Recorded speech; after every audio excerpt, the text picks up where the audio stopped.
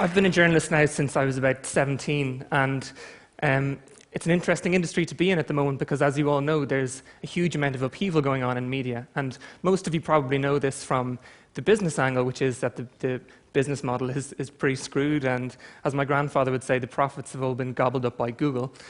So it's a really interesting time to be a journalist, but the upheaval that I'm interested in is not on the output side, it's on the input side. It's concerned with how we get information and how we gather the news. And that's changed because we've had a huge shift in the balance of power from the news organizations to the audience. And the audience for such a long time was in a position where they didn't have any way of affecting the news or making any change. They couldn't really connect, and that's changed irrevocably. And my first connection with the news media was when, in 1984, the BBC had a one-day strike. I wasn't happy, I was angry, I couldn't see my cartoons, so I wrote a letter. And it's a very effective way of ending your hate mail. Love Markham, aged 4, still works. I'm not sure if I had any impact on the one-day strike, but what I do know is that it took them 3 weeks to get back to me. And that was the round journey. It took that long for anyone to have any impact and get some feedback. And that's changed now because, as journalists, we interact in real time. We're not in a position where the audience is reacting to news. We're reacting to the audience. And we're actually relying on them. They're helping us find the news. They're helping us figure out what is the best angle to take and what's the stuff that they want to hear. So it's a real-time thing. It's much quicker. It's happening on a constant basis, and the journalist is always playing catch-up.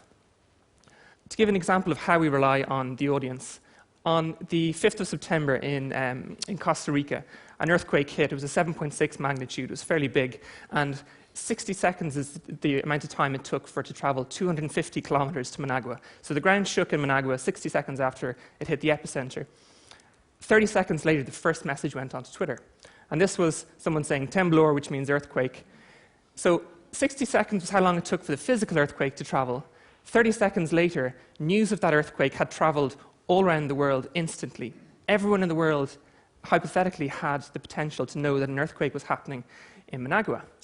And that happened because this one person had a documentary instinct, which was to post a status update, which is what we all do now. So if something happens, we put a status update, or we post a photo, we post a video, and it all goes up into the cloud in a constant stream. And what that means is just constant, huge volumes of data going up. It's actually staggering. When you look at the numbers, every minute there's 72 more hours of video on YouTube.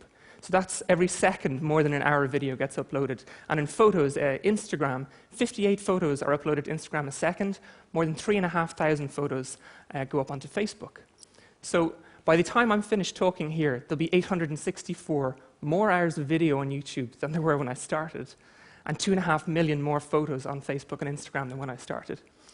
So it's an interesting position to be in as a journalist because we should have access to everything. Any event that happens anywhere in the world, I should be able to know about it pretty much instantaneously as it happens, for free.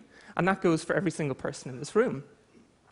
The only problem is, when you have that much information, you have to find the good stuff.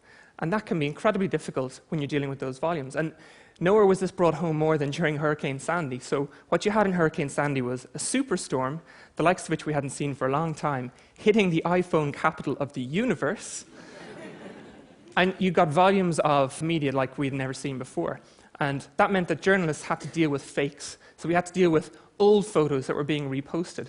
We had to deal with composite images that were merging photos from previous storms. We had to deal with images from films like The Day After Tomorrow. And we had to deal with images that were so realistic, it was nearly difficult to tell if they were real at all. But joking aside, there was images like this one from Instagram, which was subjected to a grilling by journalists. They weren't really sure. It was filtered from Instagram. The lighting was questioned. Everything was questioned about it. It turned out to be true. It was from Avenue C in downtown Manhattan, which is flooded. And the reason that they could tell that it was real was because they could get to the source. And in this case, these guys were New York food bloggers. They were well-respected. They were known. So this one wasn't a debunk. It was actually something they could prove. And that was the job of the journalist. It was filtering all this stuff. And you were, instead of going and finding the information and bringing it back to the reader, you were holding back the stuff that was potentially damaging. And finding the source becomes more and more important, and finding the good source. Twitter is where most journalists now go. It's like the de facto real-time newswire, if you know how to use it, because there is so much on Twitter. And a good example of how useful it can be, but also how difficult, was the Egyptian revolution in 2011. As a non-Arabic speaker, as someone who was looking from the outside, from Dublin, Twitter lists and lists of good sources and people that we could establish were credible were really important. And how do you build a list like that from scratch? Well, it can be quite difficult, but you have to know what to look for. This visualization was done by an Italian academic. He's called Andrea Panisson. And he basically took the Twitter conversation in Tahrir Square on the day that Hosni Mubarak would eventually resign. And the dots you can see are retweets. So when someone retweets a message, a connection is made between two dots. And the more times that message is retweeted by other people, the more you get to see these nodes, these connections being made. And it's an amazing way of visualizing the conversation, but what you get is hints at who is more interesting and who is worth investigating. And as the conversation grew and grew, it became more and more lively. And eventually you were left with this huge, big, rhythmic pointer of this conversation. You could find the nodes, though, and then you went and you go, right, I've got to investigate these people. These are the ones that are obviously making sense. Let's see who they are. Now, in the deluge of information, this is where the real-time web gets really interesting for a journalist like myself, because we have more tools than ever to do that kind of investigation.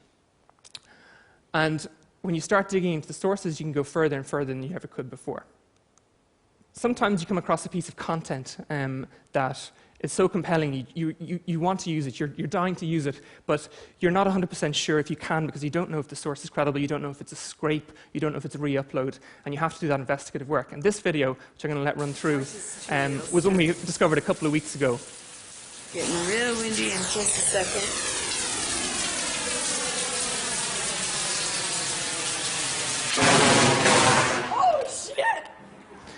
Okay, so now if you're a news producer, this is something you love to run with, because obviously this is gold. You know, this is a fantastic reaction from someone, very genuine video that they've shot in their back garden. But how do you find if this person, if it's true, if it's faked, or if it's something that's old and it's been reposted? So we set about going to work on this video, and the only thing that we had to go on was the username on the YouTube account. There was only one video posted to that account, and the username was Rita Krill. And we didn't know if Rita existed or if it was a fake name. But we started looking, and we used free internet tools to do so. The first one was called Spokeo, which allowed us to look for Rita Krills. So we looked all over the US. We found them in New York. We found them in Pennsylvania, Nevada, and Florida.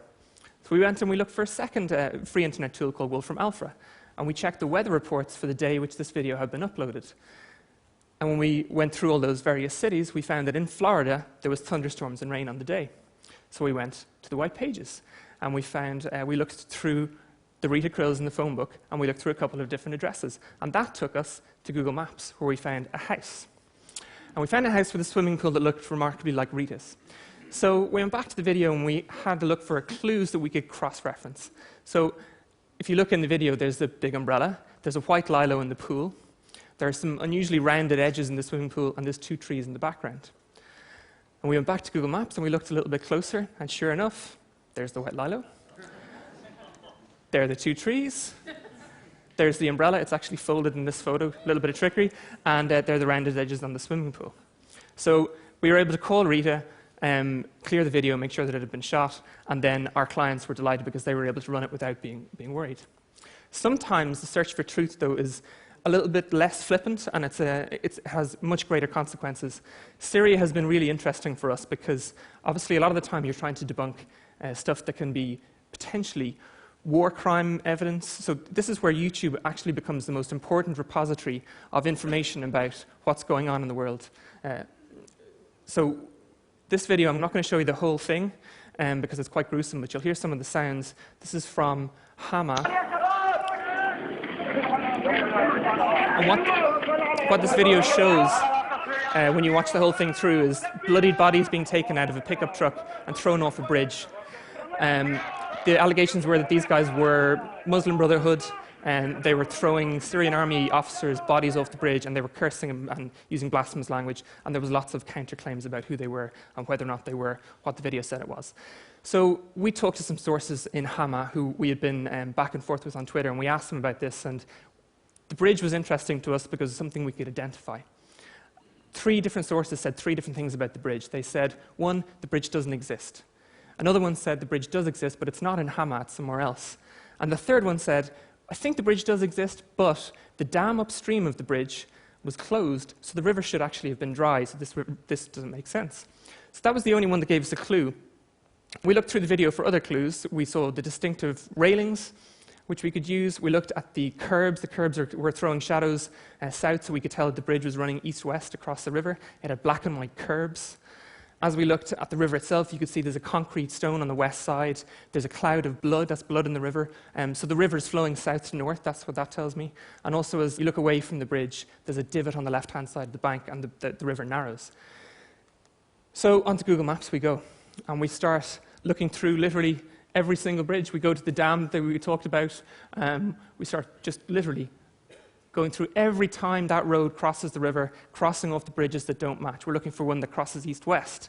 And we get to Hama. We get all the way from the dam to Hama, and there's no bridge. So we go a bit further. We switch to the satellite view, and we find another bridge, and everything starts to line up. The bridge looks like it's crossing the river east to west. So this could be our bridge. And we zoom right in. We start to see that it's got a median, so it's a two-lane bridge. And it's got the black and white curbs that we saw in the video. And as we click through it, you can see someone's uploaded photos to go with the map, which is very handy. So we click into the photos. And the photos start showing us more detail that we can cross-reference with the video. The first thing that we see is we see black and white curbing, which is handy because we've seen that before. We see the distinctive railing that we saw the guys throwing the bodies over. And we keep going through it until we're certain that this is our bridge. So what does that tell me? I've got to go back now to my three sources and look at what they told me. The one who said the bridge didn't exist, the one who said the bridge wasn't in Hama, and the one guy who said, yes, the bridge does exist, but I'm not sure about the water levels. Number 3 is looking like the most truthful all of a sudden. And we've been able to find that out using some free internet tools, sitting in a cubicle in an office in Dublin in the space of 20 minutes. And that's part of the joy of this. Although the web is running like a torrent, there's so much information there that it's incredibly hard to sift and getting harder every day. If you use them intelligently, you can find out incredible information. Given a couple of clues, I could probably find out a lot of things about most of you in the audience that you might not like me finding out. But what it tells me is that at a time when there's a greater abundance of information than there ever has been, it's harder to filter.